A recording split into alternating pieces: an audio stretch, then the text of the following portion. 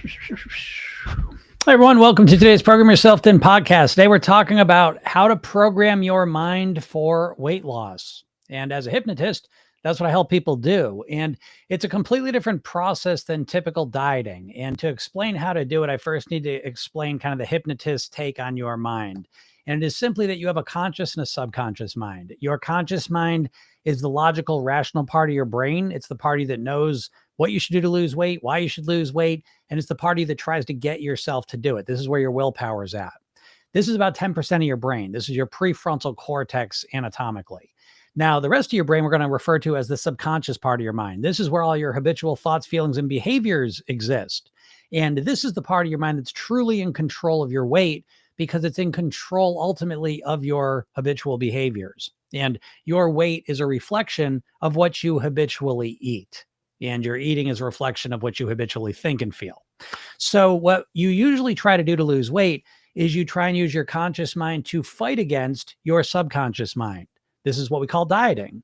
And so it doesn't matter what diet you follow. It could be low fat, it could be plant-based, it could be carnivore, doesn't matter. Intermittent fasting does not matter because the same thing exists that you're trying to use this small part of your brain to fight against the rest of your brain. And what typically happens is you're able to do this for a little while, maybe get some results, maybe get all the way to your goal weight, but eventually your automatic behaviors always come back to be the primary ones. And your weight returns back to where your mindset is kind of programmed to be at. So when we understand our mind this way, we realize that the part of our mind that's really controlling our weight is the part that has had behaviors, thoughts, feelings programmed into it, and now it runs automatically. This is the part of your brain that runs your toothbrushing. Okay, you didn't know how to brush teeth when you came out of the womb, but you learned and now it's automatic and you do it the same times every single day on your autopilot. And so your eating runs in a very similar way. You have eating patterns and you eat the same foods in the same amounts at the same times. And that is why your weight is what it is. So again, dieting is looking to fight against this, and hypnosis, we're looking to reprogram this part of your mind. Not that we're fighting against it. We're going to reprogram it so you start to do new things. You start to have new behaviors, new eating habits that cause you to weigh something different. Hopefully it's your goal weight. But the difference is that we're looking to use this part of your mind that runs on autopilot, this part of your mind that runs all the behaviors you've learned, things you did not know how to do and now do automatically. Reading, writing, walking, using a computer mouse, using a TV remote, using your phone. It goes on and on and on. All the things you've learned in your life that you now just do on autopilot, right? That's the part of your mind we're focusing on. And we're installing new thoughts, feelings, and behaviors into this part of your mind so that ultimately, excuse me, they're going to run automatically. And this is how you work with your mind as opposed to against it. And so how do you program this part of your mind? The secret is, excuse me, your conscious mind is very logical and rational. So I could give you a bunch of information and that's very appealing to your conscious mind. You've understood the philosophy behind every diet you've ever done. But that is not how your subconscious mind works. Your subconscious mind doesn't have the same logical, rational thinking patterns that your conscious mind does. Your subconscious mind's very associative. It just links things together. It's like Pavlov's dogs. It links things together, and this is how you do it. So again, even with your toothbrushing, you don't have a timer on your phone set to remind you to brush your teeth. You just do it the same times every day. So you associate, as soon as I wake up, I brush my teeth. Right before I go to bed, I brush my teeth. And now you just do it on autopilot. So the way to program that part of your mind is to use imagination. If I wanted to speak to your conscious mind, I would use words. If I want to speak to your subconscious mind, I want to use images, ideas, concepts, and I want to use your imagination to install those ideas. And we know this works. I mean, every athlete that's good in the world pretty much uses some form of visualization. And this is just a form of imagination where they're imagining behaving the way that they want to. And by doing this, we train the subconscious mind to behave that way when we need it to. So hypnosis is very similar to this, that we, instead of fighting against the behaviors, we seek to install new eating behaviors in your mind through your imagination. So it's a very comfortable, enjoyable process where you're looking to install new thoughts, feelings, and behaviors into your subconscious mind to run automatically through vivid imagination. And that is the process in a nutshell. Obviously, there's more to it, but that's the basic idea. And if you want to experience hypnosis firsthand for yourself and you want to understand how this process works in more detail, click the link in my bio or go to programyourselfthin.com and get the hypnosis session I give you. Watch the video I made for you and realize that there's a much better way to influence your weight than dieting. So I hope this helps you out. If anyone has any questions, feel free to ask them. I saw someone say this is pre-recorded. This is not pre-recorded. This is live. I just kind of yap a bit for the beginning there, deliver a little bit of a message, and then move into questions. So if anyone has any questions, feel free to ask them. That's what I'm here for, to help you out, hopefully, with your weight, with your health, with your happiness. What's up, Tabitha? How's it going? I am doing great. Great. What are your thoughts on honey? I mean, I like honey, honey sugar, so again, it all depends. You know what I mean? Like in a very natural environment, honey's amazing. It's the greatest thing ever. Eat as much of it as you can. in the environment we live in now, where it's so alien and we're so surrounded by so much hyper palatable, addictive food, honey's just another form of sugar. So again, out of all the forms of sugar, honey's absolutely my number one favorite because it's natural. And I think there's probably benefits to natural sugar that are there that we don't even understand. So I believe that. I have no basis for believing that because chemically, sugar and honey, interact with our body very similarly. But I'm a believer that natural things tend to be better for you than unnatural things. So I use honey sometimes, but again, I use it sparingly. So that's my thoughts on it. I think out of all the sugar, it's my top one by a lot, but I'm still in the modern world here. I'm looking to moderate it pretty heavily because I don't want to put a lot of sugar in my body. It makes me hungry or gives me cravings, all the rest of it. So those are my thoughts. As I said, this is not pre-recorded. This is live. So if anyone has any questions or any comments, I don't mind. If you disagree with everything I'm saying, feel free to share that with me. I do not mind that. Sometimes I actually enjoy it. I had someone write a comment on some video that he said, I was talking about your weight is really a reflection of your food that you consume. And they say, I don't think so. I think it's more your genetics. Now, I can't argue with that person because I don't really argue through comments, but I couldn't disagree more. Not that genetics aren't a thing, but your genetics are always a smaller piece of the puzzle than the food you're eating. Always, 100% of the time. So that genetic thing, again, it's a factor, but it's overblown and it's just part of the, you get that messaging because you get a lot of learned helplessness messaging, don't we? When it comes to weight, that's just one arm of the tree here, one branch of the tree to make you feel powerless and basically to keep you overweight. And so part of the learned helplessness is this idea that your genetics are controlling your weight. No, they're not. The food's controlling your weight more than anything else by a mile, by 100 miles, by 1,000 miles. It's always the food. And you could have the worst genetics in the world. And if you change your food, you're going to change your weight. So what's up, Jen? How's it going? Listening from work. Nice. Thanks for live. You're welcome. Yeah. I do these live every day. I've been a little late this week, but usually I'm here around noon Eastern. But I'm always here Monday through Friday between, noon and 12:30. I'm always starting by. And then if you ever miss this and want to listen, it is a podcast and you can listen to it on all the podcast stations that do podcasts. And it's Program Yourself Within. And we're on all the podcast platforms. So you can listen to it that way as well. And then again, I always encourage you all, if you're not in my world, go to my bio, click the link at the hypnosis session or go to Program Yourself, then you can get it there as well. And do that. I have stuff coming for you. I have a little bit of a backlog of things I want to get ready for you. But one of the things I will be having for you all that's free is the training on how to choose your goal weight. And I'm excited to get that out to you. But that will be coming.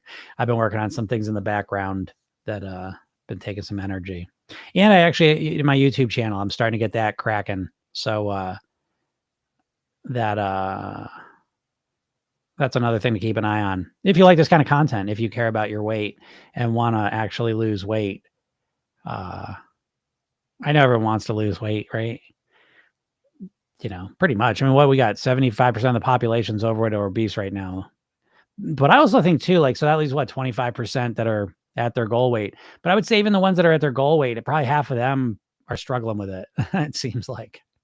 So again, I try to give you a different perspective here. But everyone wants to lose weight pretty much.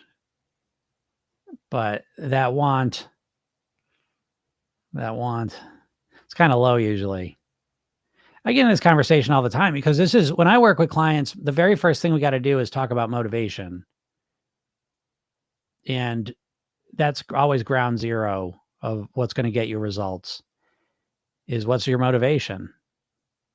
And a lot of people's motivation is that they want to look better. And you think that because that's what you've been conditioned to think. In this world, we constantly, I mean, Jesus Christ, it's like, I'm 50. So it's like, if you think about your life, I mean, how many diet ads have you been exposed to? It is just millions, literally millions. And so, every one of those diet ads is delivering certain messages that are consistent. And the one consistent message from every single diet ad you've ever seen in your life, and there's been millions of them, is that you want to look better. Every single diet ad has the before and after picture. So you've been conditioned to think about weight loss primarily as a visual thing. You want to look better. But, and I know you're yeah, of course, Jim, of course I want to look better. That's my main thing, but that's as weak of motivation as it would be for a drug addict to walk up to him and say, hey, come on, you got to stop doing drugs. Your teeth are looking a little dirty. You're looking a little ragged. You want to look better, don't you? Right? You walk up to an alcoholic, say, hey, whoa, look, I think the alcohol is giving you your shade of skin isn't quite as glowing as it could be. Don't you want to look better? I don't give a fuck about looking better. You know what I mean? Like, right? It's like, think about any addiction there is, like hardcore addiction. And then imagine going up to that person and say, come on, hey, what about your looks? Don't you want to look better? Yeah, you give a fuck about that. I quit. I stopped caring about that a long time ago, So this is what I try to say. It's just, I know you feel like I think you feel like it should be enough. But again, you just have to look at your results. Are you doing things to make you lose weight or not? That's, dieters have, humans in general, but dieters especially have an infinite capacity to delude themselves. And you can live inside your own head. And because you think about weight loss all day long, you think you're motivated. That's not the litmus test. That's not the measurement stick we use to tell if you're motivated or not. The way we tell if you're motivated or not is to look at what you do. And so if you are consistently doing things to lose weight, then you're motivated. And if you're not, then you're not motivated. It's pretty simple. And there's a spectrum of those things. I get on there every day and I offer you a new way and you can say, it's bullshit. Hypnosis is bullshit. You're full of shit. That's fine. That's why I offer it for free, because I like to make the barrier to entry as low as humanly possible to sift out the bullshitters. Because if you can't click a link and put your name and email address in and take 10 minutes to listen to a session or 15, 20 minutes to watch a free video, then you're probably not very motivated, and no diet, no solution, no strategy, no hack, nothing's going to work because you don't really care. You're not really motivated. And that's where most dieters are, is they're not really motivated. So again, a lot of dieters are trying to put the carriage before the horse in a sense, right? You're so obsessed with finding a hack or a diet or a plan or something to lose weight that you're skipping by the part that you're not even that motivated. You're conflating constantly thinking about weight loss with actual motivation, and it's not. They're two totally different things. And I say this to help you clarify, the issues you're dealing with, because that's the first step to fixing them. What's up, Joan? Joan says, the other day you suggested we picture what a dieter looks like. I've been doing that ever since, and wow, never does a thin, healthy person come to mind. Yeah, exactly. I said the other day, I said, in your mind, close your eyes, imagine a dieter, and now notice you're imagining an overweight person. Yeah, dieters are overweight people. I said this yesterday. This was hit me like a bolt of lightning. I said, there's never, ever been a successful diet. There's not a single diet plan in all of history. There's not a successful diet plan. What do I mean by that? I mean, there's always outliers that succeed with any diet. I mean, shit, there's people that are loving carnivore diet. That's as goofy as it gets if you're a human being. if you're a cat, it's a great diet, you know? But if you're a human being, a carnivore diet's probably not going to be a great thing long term. And yet there's people that feel like they're thriving on it, you know? So again, there's always outliers. So what do I mean by there's never been a successful diet? I mean, there's not one diet that rises to the top. What diet would you say? Oh, Weight Watchers. Why? Because you lost 20 pounds on it 40 years ago? Like there's no diet. Think about all the diets that have come and gone. Oh God, how many? I wonder. That's a good question, right? How many diets have there been in all of history? And not one is successful. Like they're all successful while you do it. I'm not talking about that. I'm talking about successful in terms of keeping you at your goal weight. And the closest I would say is Weight Watchers. At least they got a lifetime program. But my program's full of Weight Watchers people. So diets aren't built for you to live at your goal weight. They're built to help you lose weight quickly for a little while. Anyways, Jen says, I lost 75 pounds 4 years ago. I regained 10 pounds in the last year and a half. Hey, great job, Jen. That's amazing. So what? Who cares? Regained 10 pounds last year and a half. So what? So you're 65 pounds down. That's super. I don't know how far you are from your goal weight, but goal weight's such a fascinating thing. That's why I'm going to give you this training. I think that's another piece of the puzzle that I think most dieters, you think you know, but you don't know. I promise you do not know your goal weight. I guarantee you don't know your goal weight. How can I make such a promise? Well, I've done almost 6,000 private weight loss sessions. It's $25,000 to work with me privately. So you have to imagine the success of a person who can invest that kind of money, right? Clearly intelligent, action-oriented, smart person, right? And every time I work with these people, the first question is always, okay, what's your goal weight? Why is that your goal weight? Why is that the goal? And without exception, literally never has someone been, because instead I get, because I don't know, because that's what my doctor told me. That's what the BMI chart says. That's what I weighed when I was 20 years old.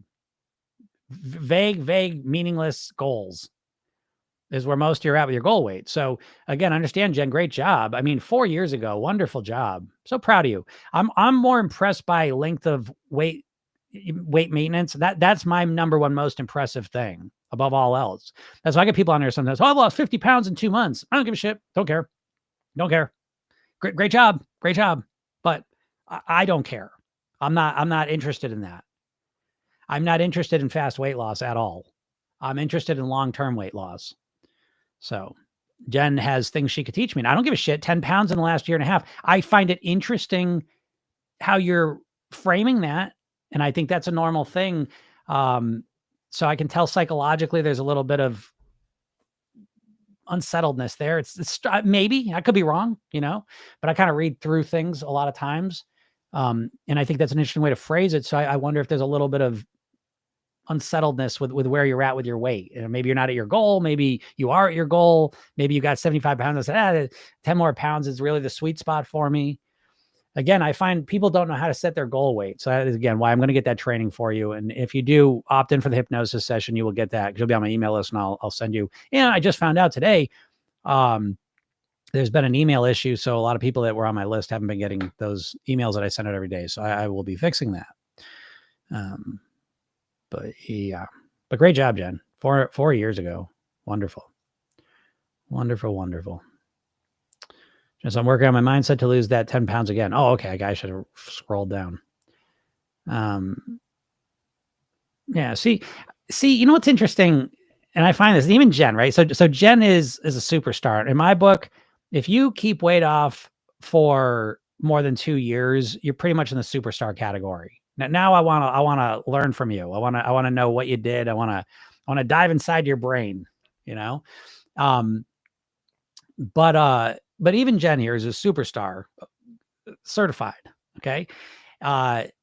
Is having the same trouble that a lot of people have, which is that even the way you're framing this, it's all about losing weight. And that's one of the psychological features of diet mindset that is so harmful, because the entire process is framed in what you're going to lose. And losing things is never as motivating as what you're going to get.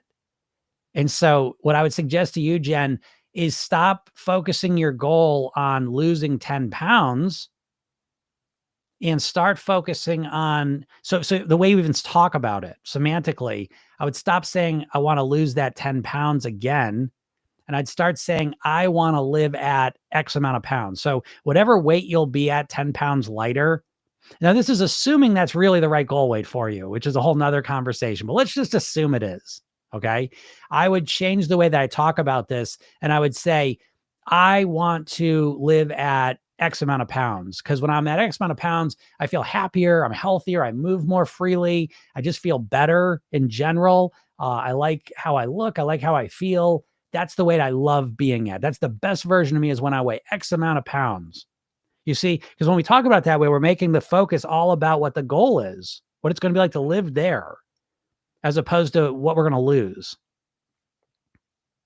I hope that makes sense.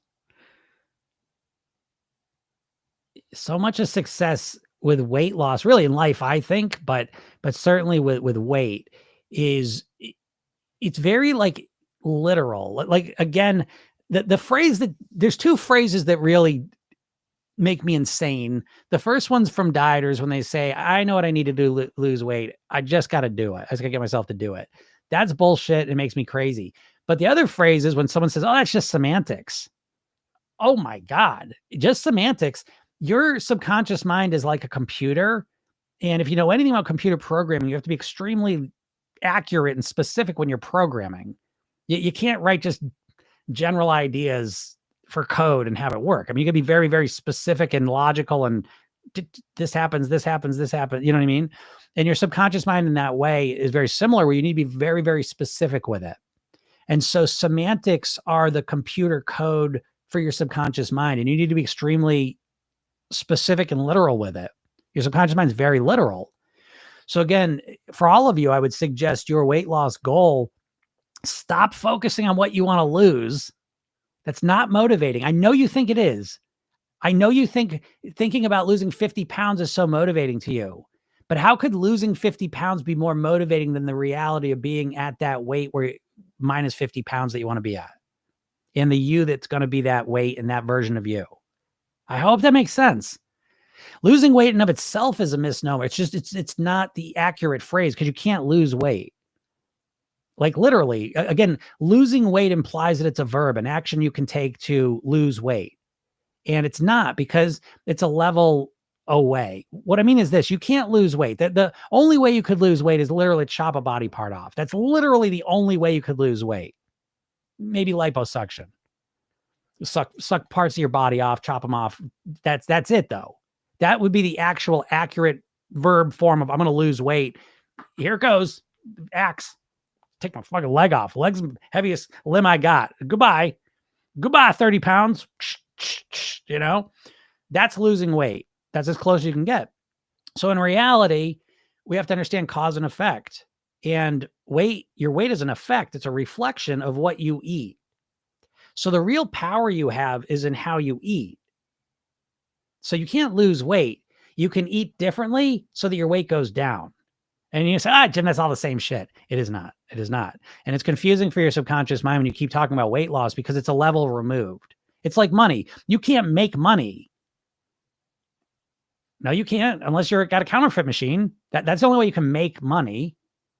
What you can do is you can, create value. You can, work more hours, you know what I mean? Again, depending on how, your model of the world of making money, but you can't actually make money, So again, it's like a turn of phrase more than it, but it's not specific, and it's confusing to your subconscious mind. So anyways, you can't lose weight. You can eat better. And over time, through some magical process, your weight goes down, is a much more accurate description. And it's an important one because it's more accurate, Elvira says, I lower my goal weight all the time. When I reach my goal, I immediately think of a new goal weight. Yeah, exactly, Elvira. That's what most people do, because most people, I find this fascinating. And I'm telling you, I'm the only one I've heard say this. And I'm not saying that no one else talks about this, but I read really, really way smarter people than me, PhDs, really, really smart people talking about, well, I don't get it. Why do people keep putting the weight on? Is it the leptin? Is it the body's, the thermostatus, the body's set point? What is it? What is this thing?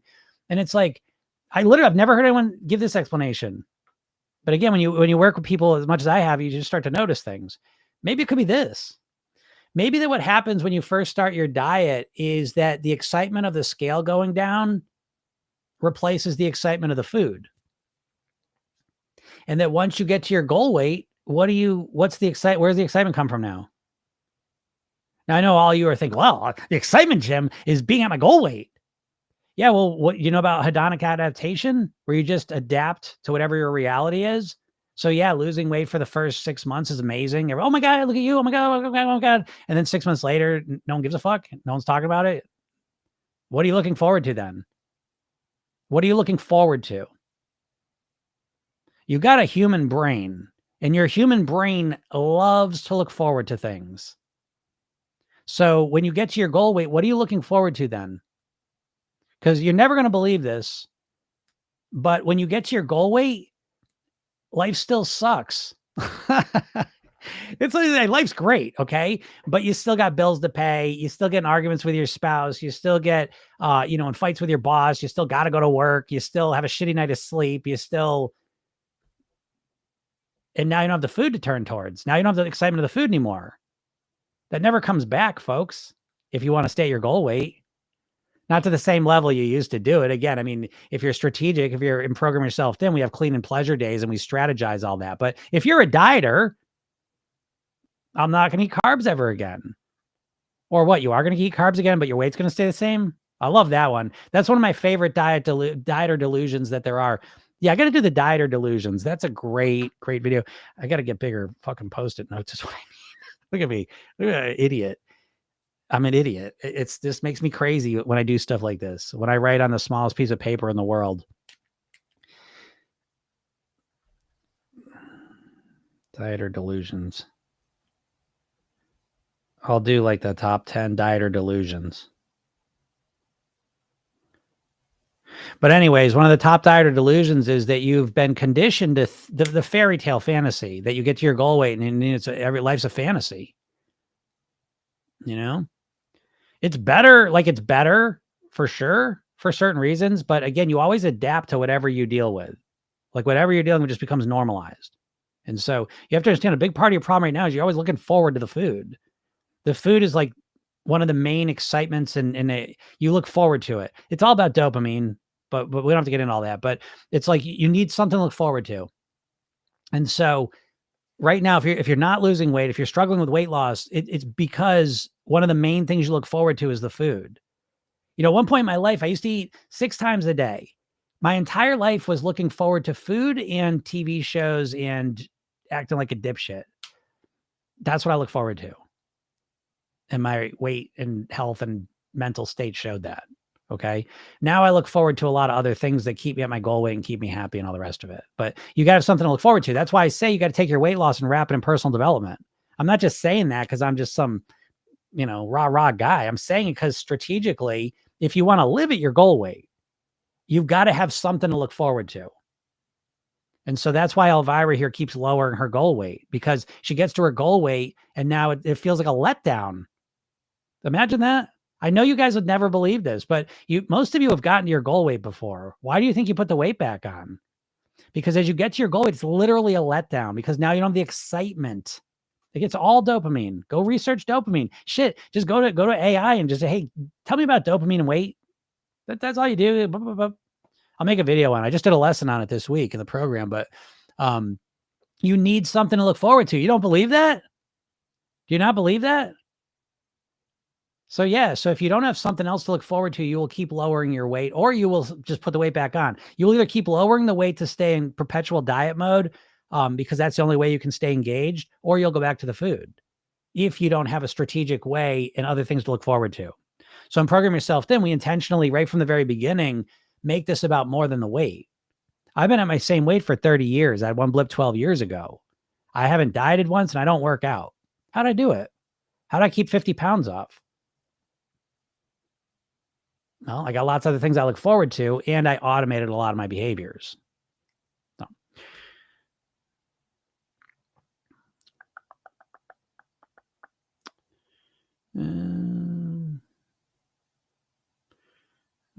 Diddy says, hi, do you need to weigh yourself every day? I mean, you don't need to do anything. Again, there's 8 billion people on the planet. So whatever works for you works for you. There's no right or wrong, right? That being said, I believe in weighing yourself every day if you want to lose weight. I did it. I suggest it to people for a lot of reasons. Do you need to do it? You don't need to do anything. I'll give you another example. There's a thing called the weight registry study. You can look it up, and you should look it up if you care about your weight at all. But it's basically a database of people that have lost weight and kept it off for 2 years. And so you say, okay, what are some of the things you do? So 82% of people weigh themselves every day. So 82% of these people that successfully lost weight and kept it off, 82% weigh themselves every day. But that also, the flip side of it is 18% of people that successfully lost their weight and keep it off every day don't weigh themselves every day. So that's what I refer to as a best practice for most people. Weighing yourself every day is going to serve you better. But ultimately, it is an individual thing. Now, I will say a big part of weighing yourself every day is that you got to have some ability to influence your mindset. So if you're a obsessive compulsive dieter who's going to weigh themselves every day, well, yeah, you might have a hard time with it. But if you know how to influence your mindset and you can use the scale as a tool, it's one of the most powerful tools you can have. And weighing yourself every day is one of the most powerful things you can do because it lets you understand your body. And you don't understand your body. I promise you don't understand weight loss, folks. Your ideas. I always say weight loss is inconsistent and unpredictable in the short term. So day to day, weight doesn't make much sense. Meaning you could eat great this week and not lose any weight. You could eat shitty this week and not gain any weight. But it will show up. And so weighing yourself every day, I think, is really helpful to start to understand the fluctuations in your weight that happen. And I think it reinforces a good mindset. Now, again, I know you said, no, Jim, I freak out when I step on the scale. No, I get that. But you don't know how to run your mindset, though, either. So again, ideally, the scale should feel like the speedometer of your car, right? You're not terrified to look, because the scale's not the problem anyways. You're not terrified to look at the speedometer of your car, right? You look at it as a data point. And if you're going too fast, you slow down. If you're going too slow, you speed up. But again, you're not terrified because you know how to speed up and slow down. The scale is terrifying to you because it reveals the core problem that you have no idea how to change your weight. And that is a scary thought because you've spent decades trying to diet and focus on losing your weight obsessively. And the truth is you have as little understanding of how to change your weight now as you did when you first started. And that's a big problem. That's why Program Yourself Thin is the way to go. I'd say, or something like it, but I literally can't even think of an alternative. And I say that genuinely. If there was an alternative, I would literally promote it. I don't give a fuck. I don't care. Different strokes for different folks. I wouldn't care, but I literally have not seen I've never seen anything like this. I think you need a comprehensive, holistic approach to mastering your weight. So yeah, you don't need to weigh yourself every day. I think it's a good thing, but again, you also have to have the right mindset behind that strategy as well.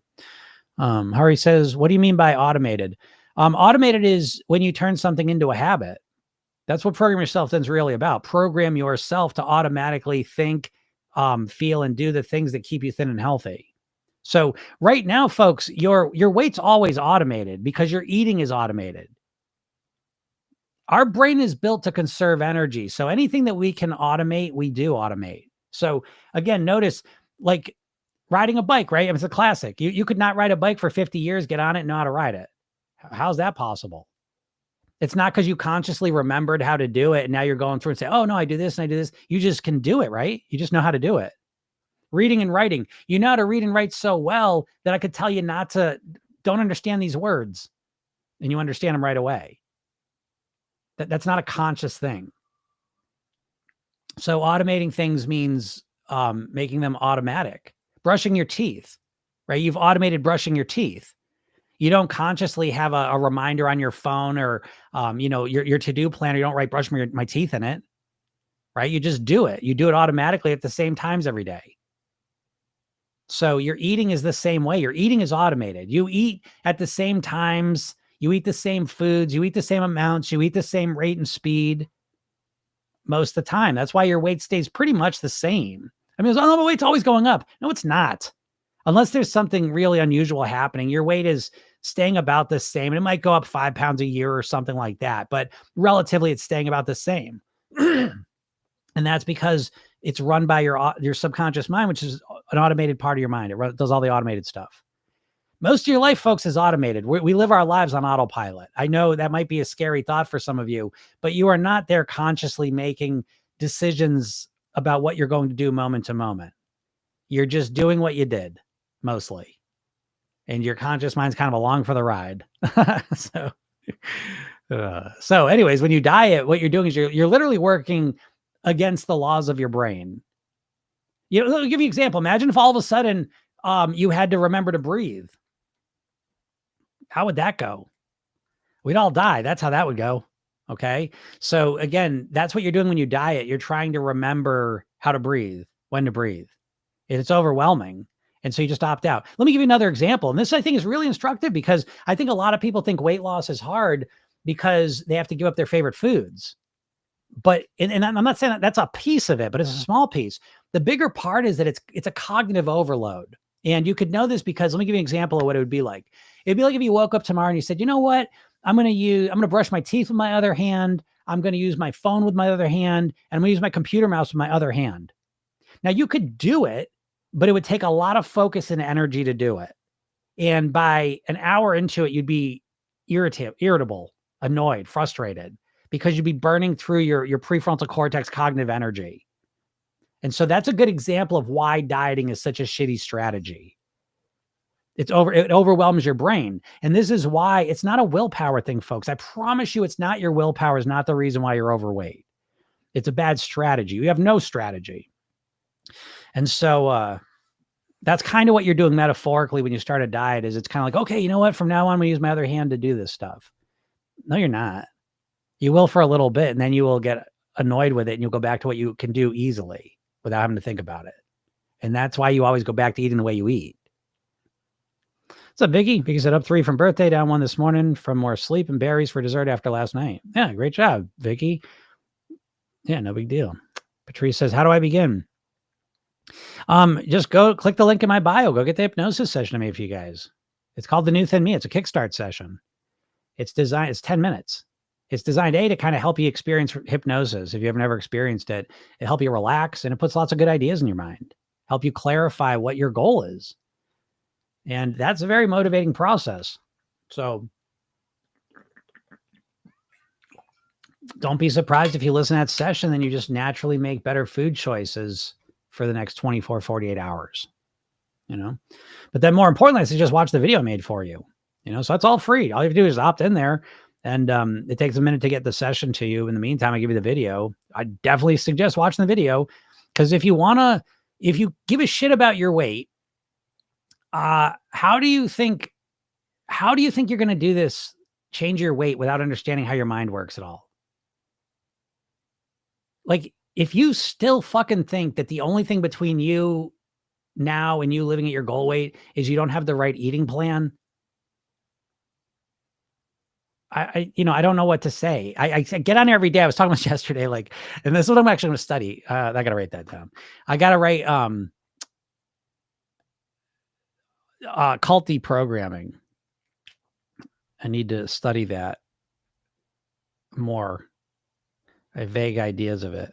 But that's to some degree, that's what I am. I'm a cult deprogrammer trying to deprogram you all from the dieting cult that you're in. And if you I know enough about cult deprogramming, it's hard work. It's hard work.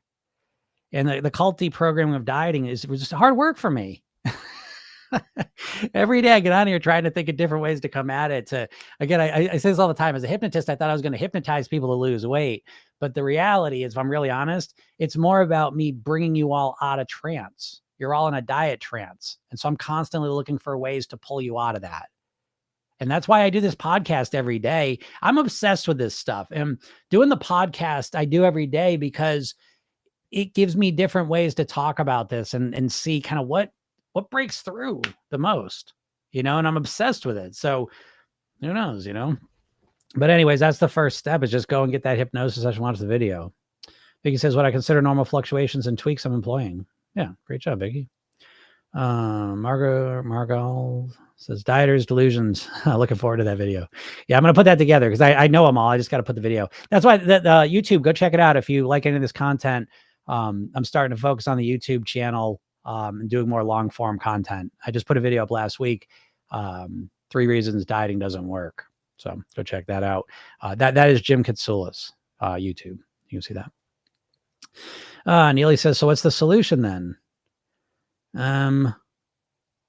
I mean, the solution, if you want to live at your goal weight, is that you gotta commit. Living at your goal weight is like playing an instrument. Your instrument's your body, let's say. I think, okay, so like if you think like a bodybuilder has a much longer time frame than a dieter. And as a dieter, you have to understand your time frame is ridiculously short. Not your fault. You've been conditioned to have a ridiculously short time frame from all the marketing. But if you really want to live at your goal weight, you're going to have to commit. It's like, I don't know. It's like your finances. It's like you're like learning a musical instrument. It's like learning, I don't know, whatever you like to do. You like to draw? Okay. Well, you take a fucking course and then you're a great drawer. So the first thing you have to do is realize if you care about your weight and your health, how long do you want to care about it for? Oh, forever. Okay, great. So commit to it. Fucking learn it. Like stop trying to find shortcuts and hacks. So again, I mean, if you learn how to, again, program yourself, then I break it down into 3 categories: the weight mastery pyramid, mindset, lifestyle, eating.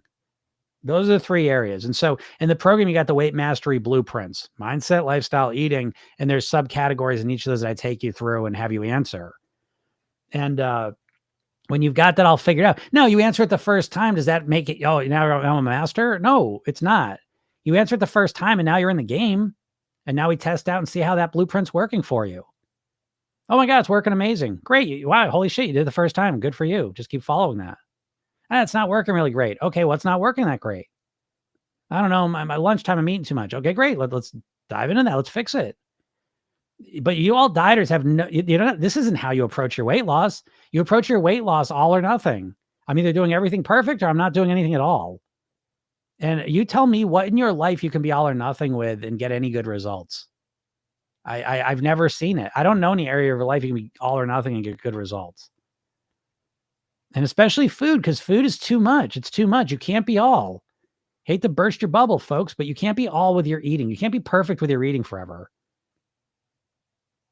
No, but David Goggins is. Yeah, but you ain't fucking David Goggins. There's always outliers. Dieting, you know what dieting is? It's like you're always modeling, you're always trying to be like outliers. You're not. You're probably not an outlier diet-wise. I mean, if you've tried to diet, listen, if you're overweight and have been for 5-10 years, you're not an outlier. You're like the rest of us. And you're not, that crazy shit ain't going to work for you. Ever. You ain't that person. There's nothing wrong with that. Just recognize it and find a strategy that works for you. So yeah, the solution is committing to mastering your weight, master your mindset, master your lifestyle, master your eating. Keep doing it day after day. Get 1% better. A year from now, you'd be fucking amazed at how different it is. 2 years from now, oh my God. 5 years from now, holy shit. So that's a solution. Yeah, because his weighing every day helps me manage and make adjustments to my weight. Yeah, agreed. I mean, a lot of people feel that way. I'm not saying you have to use a scale, but I have had unlimited arguments with people about the scale. And I've seen people not use a scale and succeed, but it's rare. And usually not using the scale and having such negative response to it, the scale is not really the issue at that point. It's that there's so much deep, intense emotion there that you got to work through that somehow. So again, you're trying to just like not work through that emotion by not looking at the scale. That is not fixing it. So again, I'm not saying that you can't lose weight without the scale. I see people do it. I help people do it. But I'm just saying, why would you not want to use one of the most powerful tools you got at your disposal? I go crazy with it. Well, yeah, that's the problem. You don't know how to fucking influence your emotions and responses. You're just a reactive person. And the scale is just one point of reaction. There's tons of reaction in your life that you have no control over. And if you can't get control over, how are you ever going to control your weight? So again, People, I can't look at the scale. Yeah, because you don't even know how to think about the scale in any other way. You ever thought about thinking? You ever thought of it like a speedometer of your car? You ever thought of it as a data point? You ever learned how to respond to it in a different way? Oh, no? Then yeah, then I'm not that interested in what you're saying. No offense. He says, I've lost around 40 kilograms in the last year. Who do I maintain? How do I maintain my goal weight? And again, I mean, that question, I'm always fascinated by that because in Program Yourself Thin, we start day one with maintenance. The dieting is all about losing weight. Losing weight's all about getting to your goal weight. Program Yourself Thin is all about weight mastery, living at your goal weight for the rest of your life on your autopilot. So I'm going to say to Dee, hey, great job. Nice job. 40 kilograms. That's a lot of weight. Okay. Nice job. That's a lot of weight though. And I know when someone loses 40 kilograms in a year, I know how you did it was probably relatively intense and extreme. Keto? What'd you do? So yeah, now you it's a whole new phase that you have to start now, which is how do I master maintenance, which is what Program Yourself Thin is. They're two totally different things though. Weight loss is a phase, folks. It's just a phase.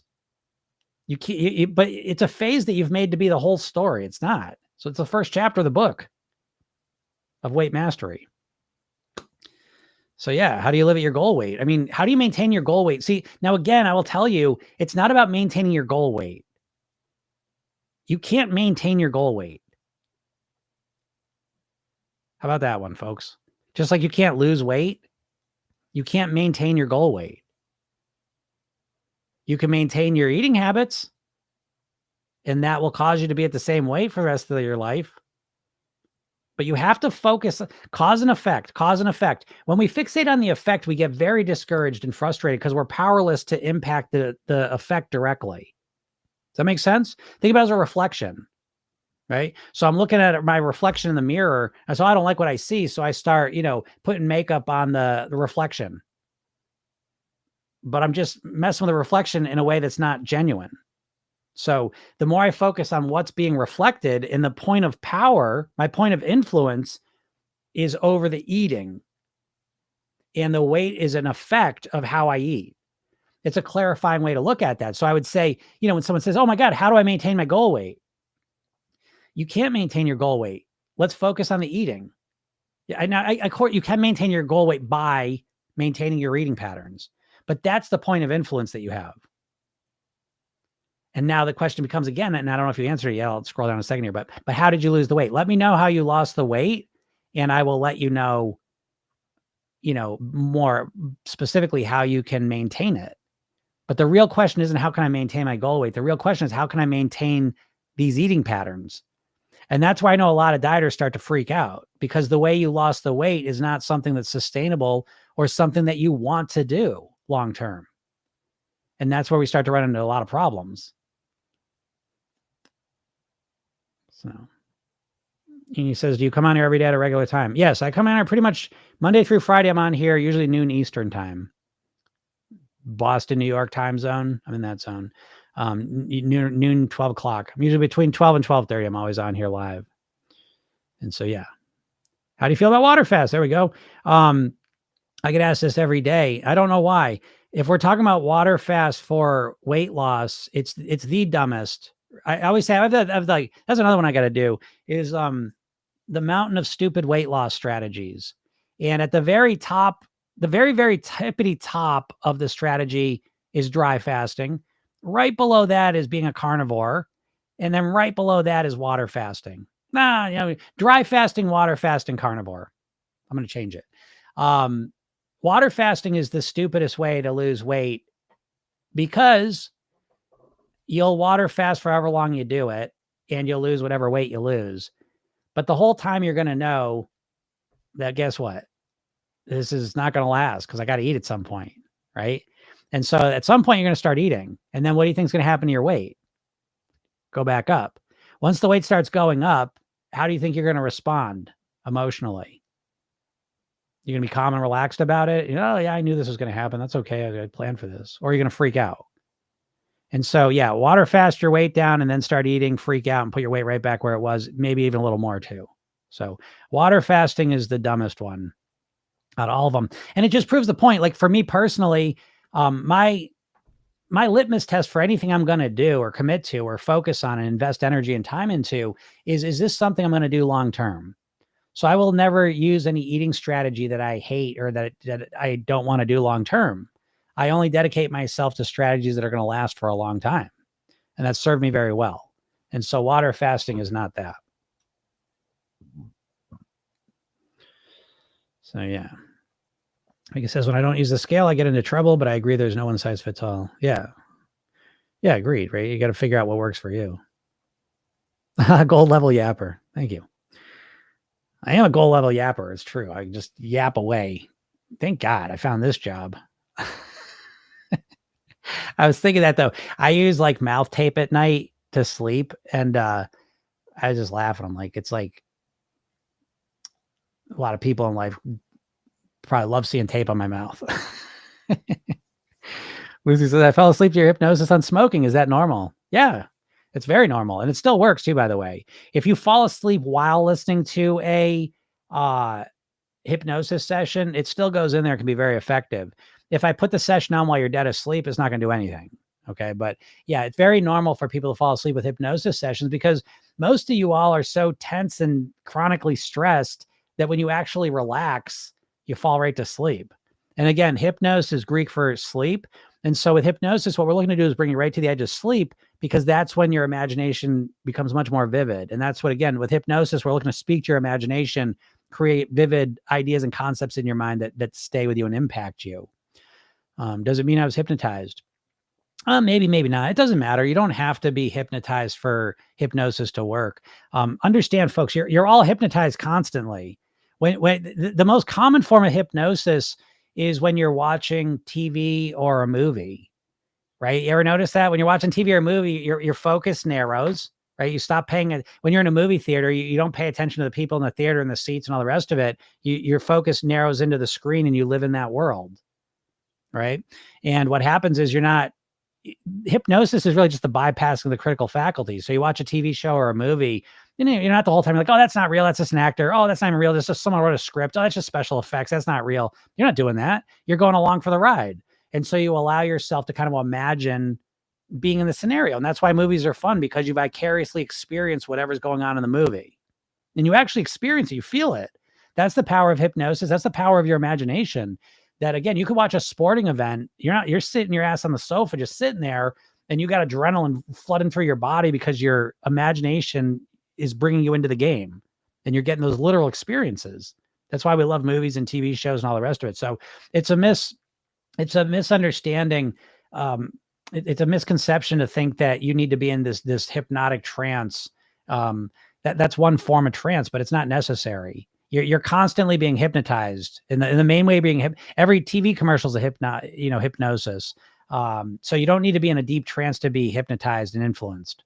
That's not accurate. So yeah. So again, it really doesn't matter whether you were hypnotized or not. It will still help. So Dee says I was morbidly obese, so the weight loss at the start was fast. Okay. Yeah, you didn't answer me though. What'd you do, Dee? So okay, so that makes sense. So if you're morbidly obese, 40 kilograms isn't as fast. Again, everything's relative, folks. We would need the whole picture to really understand things. And I hope you all get that, because again, with dieting, we tend to have this one size fits all mindset. And it's never that way. Everyone's story is very unique to themselves. So now that I hear that Dee was morbidly obese, 40 kilograms isn't as much. I mean, it's a lot, but again, if you're, it all depends on where you start from, is what I'm saying. So now maybe I don't think you did something as extreme. So I became more active, and the main change I did was to what? What was the main change? 40 kilograms a year, morbidly obese, became more active. But what is it? Portion control? No. What did you do? I want to know. Great job, by the way. It's very impressive. Okay. Nice job. Pay attention to what I eat and being on a deficit. Yeah. um, which is portion control. But great job. Super job. That's a great strategy. Okay. So I'm super happy to hear that. So again, notice if you had told me like 40 kilograms in a year without knowing you start morbidly obese, if you started kind of a overweight weight, 40 kilograms, I would have said, you did keto or you did some severe restriction. And I said, oh, you're fucked. You're in a tough spot. I was going to feel bad for you. I was like, oh shit. Now it's gonna be a hard transition. But now I see started morbidly obese, 40 kilograms. Okay. It's a different scenario. Became more active. Super. Started paying attention to what you ate and being on a deficit. Super duper. Okay. So now what happens, and I don't know where you're at with your weight loss though. Do you want to lose more? Right. I'm assuming you probably want to lose a little bit more. I'm guessing. But let me know where you want to be at, because that's going to dictate what I would suggest to you. Because if you're at your goal weight now, I would really strongly suggest you start shifting away from the concept of deficit. I never liked the word calorie deficit at all, because deficit, again, this goes back to the semantics. Deficit implies that it's less than normal. It creates a state of deprivation if it doesn't feel normal. And so what I like to do is I say, I'm going to reduce my average calorie consumption forever. And so that sets me up that's going to be a forever thing, which is what you're going to do, Dee. So again, at the very least, we want to get you out of deficit thinking and start acclimating, training yourself to think this is my new normal. This is how I eat. This is what I like. Elisa says, can I truly lose fat if I don't do cardio, run, anything like that? I just walk a little and diet. Yeah, absolutely. You do not need to exercise or move more or do any physical stuff to lose weight. So, and exercising is actually way less helpful for weight loss than you may think. On top of that, there's a thing called the constrained energy expenditure model, where it's fascinating, hard to believe that a lot more energy exercising doesn't actually increase your metabolism, doesn't burn a lot of calories. Crazy to think that. So yes, your weight always comes down to the foods that you're eating. So you can absolutely lose fat just by reducing the calorie. And that's actually the only way you can lose weight long-term, is by reducing your calorie consumption.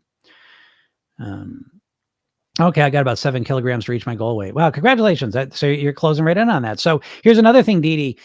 I would start to frame your goal, now that I know that, I would start to frame your goal in terms of percentages, right? So if we look at 47 kilograms total weight loss is the goal, and you're 40 kilograms there, you're about 80% of the way to your goal weight. So you're about 80% of the way to your goal. Okay. And I think that's a nice way to frame it, because when we put our weight loss in terms of percentages, A, it still keeps us focused on the ultimate goal. And B, it gives us some sense of how far we've come and how much further we got to go. I think when we just keep ourselves in weight loss mode, I lost 40 kilograms, but I got 7 more to go. Still got to lose 7 kilograms. We always keep ourselves in this constant state of, and I know why we do that. Because again, most dieters, they withhold any good feelings until they reach the goal weight. So again, the classic dieter move is to hold their good feelings hostage until they reach the goal weight. Not allowed to feel good until you get to your goal weight, right? So, but great job, Dee, because now you're kind of 80% of the way to your goal. All right. And so, again, if what you're doing is true, that you've been more active, you've been watching what you're eating. I don't know what that means exactly. Again, I'm going to assume it's portion control-ish, because when you say watching what I'm eating with calorie deficit, I'm thinking portion control-ish. But watching what I eat is so vague. There's so much there to get better at for you, So again, program yourself thin. I mean, in the situation you're in, depending how committed you are, program yourself thin is a very smart move for you, because it's all about mastering your weight. And so we master the mindset, the lifestyle, and the eating. And the eating, again, it's not just about cutting calories out, folks. That's a short-term approach. The real secret to transforming your calories long-term is to transform your eating. So it's not just about cutting the calories down. It's about transforming those calories into healthier, more natural ones. And the more you do that, typically, the easier you're going to find it is to keep those calories at the level that keeps you at your goal weight. So that's what I would suggest. All right, everyone. Yeah, appreciate this. Great call. Congratulations, Dee. Super proud of you. Jen, you too. Nice job. Keep it up. If you like this stuff and you want to go deeper into this way of mastering your weight, go click the link in my bio, get the hypnosis session, watch the video I made for you, read the emails I send to you. Yeah, check that out. I'm live here every day, Monday through Friday, usually around noon Eastern. So any questions you have, feel free to get on here and ask them. It's my mission to help you out, and I'm glad to help you in any way that I can. YouTube channels, Jim Katsoulis, posting new videos there now. So if you want more of this stuff in a more longer format, go check that out. And yeah, this is also a podcast. Program Yourself Thin. Some people listen to this while they're walking. Not a bad idea. All right. So yeah. All right, everyone, have a super duper day, and we'll talk soon. Bye.